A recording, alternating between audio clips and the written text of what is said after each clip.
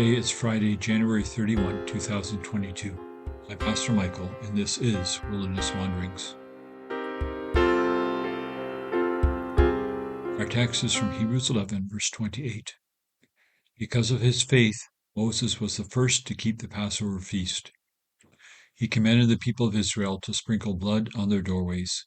He did it so that the destroying angel would not touch their oldest sons. God is king. The unseen God is king. My God is king. Moses believed this. This faith is on display once more in our text. God had been demonstrating his kingship throughout Egypt with a series of plagues. Now it was time for the showdown. The last plague was about to take place, the death of the firstborn sons. The death of Pharaoh's son was proof that the Egyptian gods were no match for the God of Israel, that he was indeed king. It was time for Israel to put their faith in this God. They too would be subject to the destroying angel, unless they killed the Passover lamb and sprinkled his blood on their doorposts. God himself would stand in the way of the destroying angel, protecting those behind the bloodstained doorposts. Israel too needed to trust that God was king, that he was stronger than the enemy. Our author is inviting us into this story, to this kind of faith. He has already mentioned the sprinkling of blood.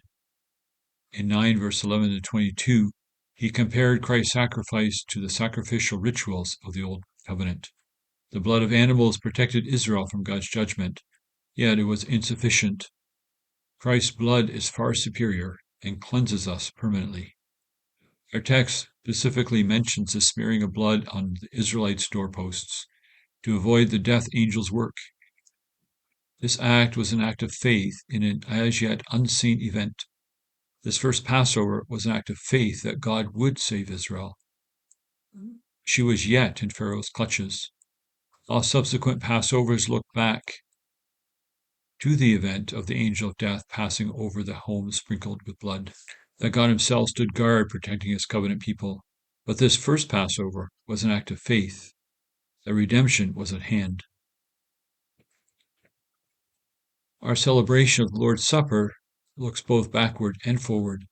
We look back at the Christ on the cross, believing that his blood covers our sin.